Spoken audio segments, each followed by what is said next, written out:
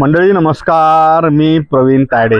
झबरे झन्नाट subject आला आपल्याजवळ. एवढा मस्त सब्जेक्ट आलाय. परतवाड्यातले काही जे व्हॉट्सअप ग्रुप आहेत त्या व्हॉट्सअप ग्रुपवर झबरे झन्नाट फोटो, झबरे झन्नाट व्हिडिओ व्हायरल झाल्याच्यानं लोक एकामेकाले फोन लवू त्याची कुजबूज चालू. अरे कोण टाकले रे म्हणते, अरे कोण टाकले रे म्हणते.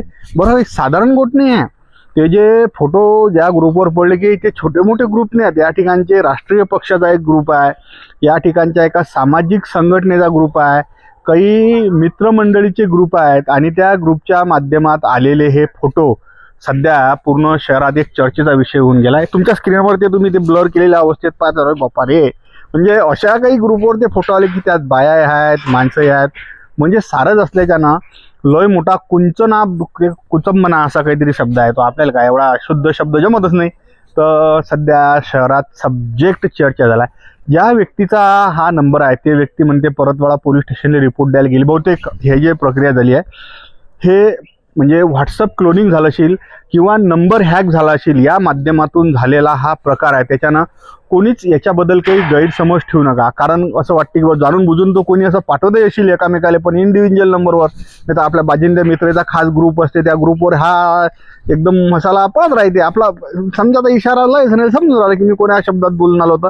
पण एकदम सामाजिक, राजकीय आणि या ठिकाणच्या मित्रपरिवारावर ज्या पद्धतीनं हे फोटो पडले त्याच्यानं म्हणजे मला तर आता लोक एवढे फोन चालू की सध्या खिशात फोन आहे आणि तो व्हायब्रेट करून राहिला. आणि योगा कसं असते, मी रिकाम्या टायमात या घटना काय होत राहतात याचा आपलं व्हॉट्सअप चिवडणं चालू असते. कारण पत्रकाराचं काम आहे. म्हणजे जसं चिवडणं चालू केलं, अरे बापरे, एक झाला ग्रुप, दुसरा ग्रुप झाला, तिसरा ग्रुप झाला, चौथा ग्रुप झाला, पाचवा ग्रुप झाला, 6वा ग्रुप झाला, 7वा ग्रुप झाला, 8वा ग्रुप झाला. आठही ग्रुप, असे 8 ग्रुपचे मी ते नाव सांगत नाही, पण त्या प्रत्येक ग्रुपवर 100, 200, 300, 400 लोक सदस्य जुटले आहेत. आणि हा सब्जेक्ट असा ताकदनं व्हायरल झाला की एकामेकाला फोन चालू झाले की अरे बापरे, हे काय आलं रे म्हणे बाबा, हे काय बरं पाहिलं चालेल ना. आम्ही सांगून मला की त्यानं पाहिलं अजून काही नवीन दिसते का, असे प्रत्येकाला उत्सुकता असते. पण ते नवीन तेच नाही, साऱ्या ग्रुपवर एकाच प्रकारचं असल्याग्य पद्धतचं मटेरियल पडलं. पण त्या जो सदर व्यक्ती आहे त्याची काहीच चुकी नाही. आजकाल हॅकर एवढे एक्सपर्ट झाले आहेत की ते कोणाचा नंबर हॅक करून, क्लोन करून त्या माणसाचं अकाउंट खाली करतील किंवा त्या माणसाच्या नंबरवरून कोणत्याही प्रकारचे मेसेज देऊ शकतील. आता डबल ते व्यक्ती मी सांगून राहिलो की परतवाडा पोलीस स्टेशनने रिपोर्ट करत आहे. ते लवकरात लवकर रिपोर्ट करायला कसा बेकाम आपल्या नावाची खराबी नाही व्हायला पाहिजे. आणि एक समजदार व्यक्ती ते आहे, म्हणजे त्या व्यक्तीचं मी यात कोणत्याच प्रकारचं नावही घेत नाही. पण ज्या पद्धतीनं हा सध्या विषय परतवाडा ताकदनं एकामेकाला फोन करू व्हायरल झाला की मला विचार पडलं की बाई बातमी पाहायच्या आणि लोकांच्या किती जणांच्या कानात डोळ्यालोक हा सब्जेक्ट गेला असेल. आणि त्याच्या खाली एक लिंक होती आणि त्या लिंकवरही त्या टच केल्यावर अजून एक नवीन साईट ओपन होत होती. तर अशा कोणत्याच लिंकले टच करू नका. नाही तर काय होते, अनवॉन्टेड APK फाईल आपल्या फोनमध्ये डाउनलोड होऊन त्या ठिकाणी आपला फोन हा हॅक होऊ शकते.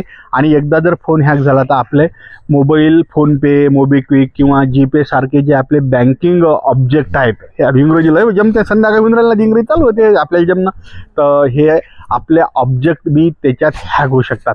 तर सरळ मेसेजाची सध्या परतवाडा शहरात राजा एवढी चर्चा खतरनाक चालू आहे. कोण आहे म्हणते राजा, कोण आहे म्हणते. पण ते एकाच वेळेस 7-8 ग्रुपवर आणि तेही मोठ्या राजकीय, सामाजिक आणि काही मित्रपरिवाराच्या ग्रुपवर एकाच वेळेस तो मेसेज गेल्याच्यानं परतवाड्यात सध्या एक वेगळंच सध्या चर्चेचं आणि कुतूहलाचं वातावरण आहे. बातमी सहज सांगायचा विषय की सदर व्यक्ती परतवाडा पोलीस स्टेशनला जाऊन त्याने याची रितसर तक्रार करत आहे. पण त्या व्यक्तीबद्दल कोणीही काही कोणत्याच प्रकारचा गैरसमज ठेवू नका. हे हॅकिंग काम आहे आणि आपला फोन हॅक होणार नाही यासाठी काळजी घ्या. नाही तर हॅक झाल्यावर असे जर तितंबे जवळच्या माणसाला पाठवल्या गेले, बरं झालं आता ते काही समजदार लोक आहेत त्यांनी ते फोटो डिलीट केलं. पण त्याच्या आधी ते लोक आले, कारण माझ्यावर त्याचे स्क्रीनशॉट वगैरे सारे मी काढून ठेवले.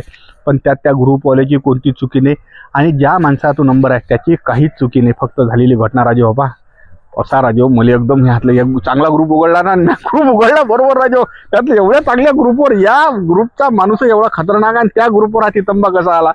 मग ते काय झालं, चेक करत गेलो. नंतर माझ्या लक्षात आलं की हा तितंबा भाऊ असा झाला आहे, हा असा झालेला तितंबा जसाच्या तसाच.